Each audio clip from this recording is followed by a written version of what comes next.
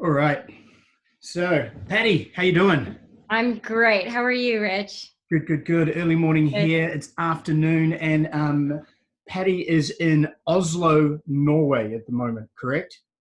Well, I'm actually a little further north today. I'm in Tromsø, Yeah. Norway, but home base right now is Oslo. Yeah.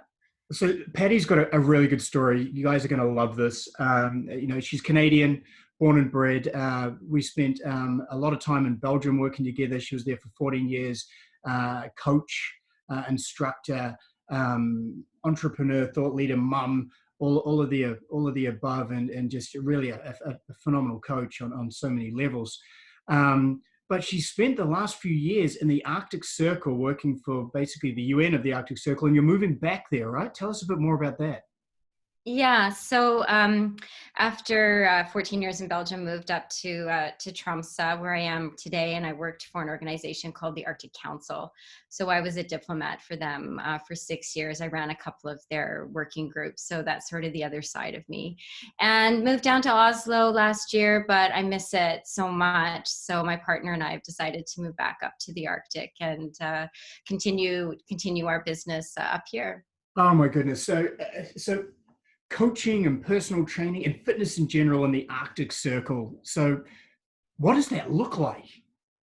Yeah, well, it's very beautiful. It's incredibly gorgeous up here in northern Norway, and I think what's unique about it is that um, there is this strong connection to nature. So yes, people go to the gym. Yes, there's those sorts of classes and CrossFit and these things, but people are also extremely connected to nature. So people are out skiing and windsurfing, and you're not a true Norwegian unless you have five different sets of skis for five different kinds of skiing, and I love that part of it. It's this strong connection to the outdoors. I think it's a little bit more holistic in the approach to fitness, and that's something that plays to my coaching style. Oh my goodness, I'm feeling more zen already. So one of the things that fascinates me is just the concept of light and sunlight and darkness. So right now it just doesn't get dark, correct? That's correct. So it's currently 3:15 in the afternoon here, and the sun is high in the sky, and it'll stay there now until, well, for the next couple of months. We have midnight sun here above the Arctic Circle. So we get sunsets in March, April, and September, October, and then we plunge into darkness for 2 months from the 21st of November until the 21st of January.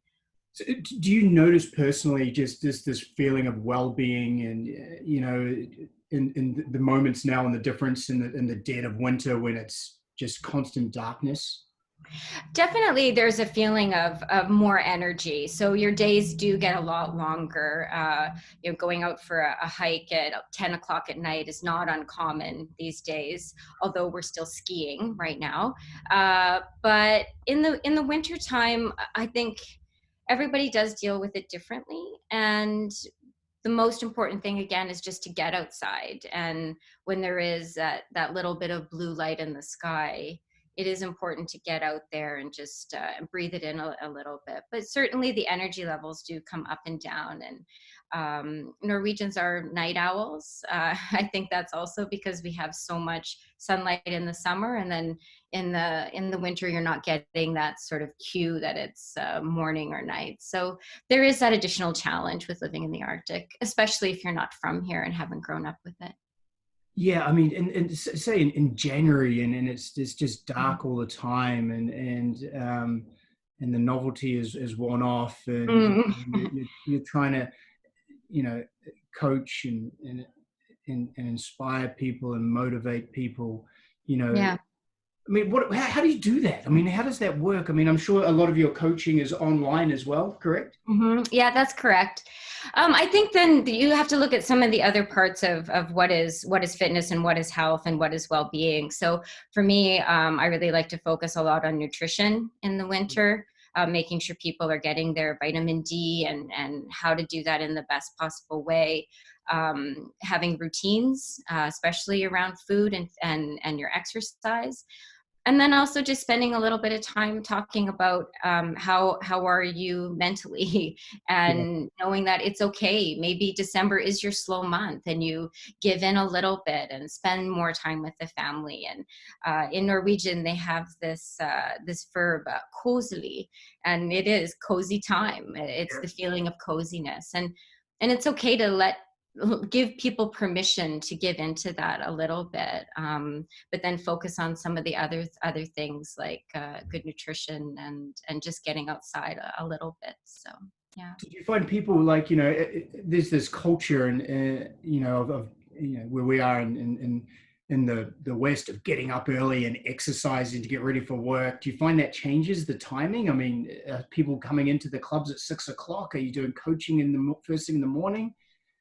Well, I know here in Tromsø, clubs don't open until about 6:30 in the morning. Yeah. So there isn't that sort of early bird thing that you have in the US, where people are in the gyms at 4:30, 5 o'clock. You know, of course, there are people who get up early. I'm one of those people. So I like to get outside before anybody else and to the club. But there's also, in Norway at least, a lot of flexibility with how people deal with their work days. So it is perfectly acceptable to take an hour during the day to get outside or get your exercise or go to the gym or get in a CrossFit class, something like that. So it's just a more flexible society in general. So in that way, it's a lot easier to coach around things. But yeah, it definitely has its challenges at times, but it works for them. I mean, when I started this project, you were one of the people I immediately thought of, because you know, just I've been inspired by, you know, your energy and just your, you know, you have this can-do attitude. And I remember, you know, we worked for quite a long time together, and you know, you're just always up for doing things. You're involved in our charities. You help mentor coaches. You know, in fact, I remember doing some videos like this with you probably 8 years ago. But you know, what fuels your fire? What keeps you going? You know, what anchors you?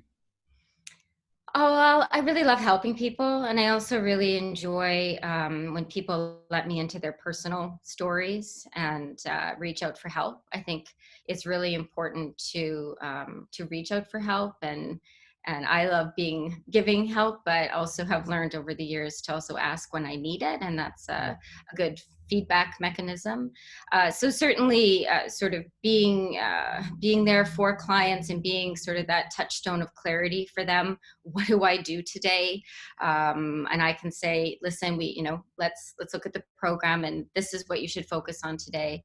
And then for me personally, it's my own health and my own fitness, and that certainly kind of keeps me going, and sharing my passion for the things that I'm learning, and sharing the knowledge that I have that's what drives me. And I do find that with online coaching, people are more interested actually in the knowledge and finding out more about the why. Why should I do this? And it's not just the number of reps or how heavy that bicep curl can be, but a lot of other elements as well. The whole well-being side of things, whole health, and that's something that drives me. Yeah, I love that. You know, we were just talking about that, and I noticed that when coming to the USA, you know, it's just, you know, fitness is more prominent, whereas in Europe, and particularly where you're based, it's more holistic and more focused on well-being, you know, mindfulness, and you know, the sleep and nutrition and posture and the whole thing. And I love that. And that sort of, you know, you've tapped into that, and it's almost easier to dig into when you're on a coaching call like this, really, because it's Yeah. sometimes hard to do fitness program, but I like coaching like this. So I suppose you're doing a lot of that as well, right? I am, yeah, I am for sure. And the great thing about it is I can do not only here in Norway, but all over the world. So my Norwegian isn't as good as it should be. A good thing that Norwegians all speak English. Yeah. But it's there's that element of it as well, that you can work internationally and are again sharing your information and about my philosophy with other people all over the world, which is really exciting. I It's mean, you've really got a exciting. super unique story. So what's next? What's next for you?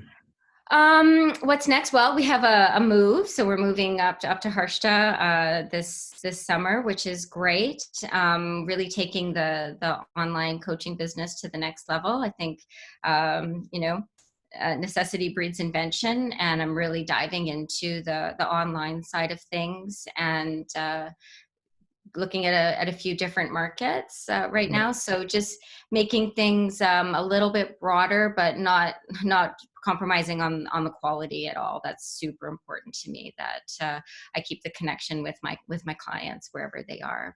Knowing you, the quality's got to be great. I have no doubt. You've got an image behind you of the Northern Lights. Yeah, I sure Oh do. my goodness gracious! So that's just in your backyard, right? Yeah, so this area of the world, Tromsø is actually one of the most famous places in the world to come for Northern Lights, and we get them from actually September, October. Often you can look at the sky; it's blue, and you're like, "What is that green thing?" Oh yeah, it's September. We have Northern Lights, That's and then incredible. they're just incredible. So yeah. Well, Patti, I really appreciate you jumping on with me, and it shows that this mental health, fitness, wellness, well-being, all the stuff we do it doesn't matter where you are. It feels the same, and we're having the same impact. So, you know, I appreciate you what you're doing for so many people, Patti, and let's Yeah. keep in touch. Yeah. Thank you, Rich. This is such a great project, and I really am. I'm so honored to be part of it, and I look forward to the follow-ups and whatever's next for this. So thank you very much, and we'll be in touch soon. Thanks, Patti. Bye. Yeah.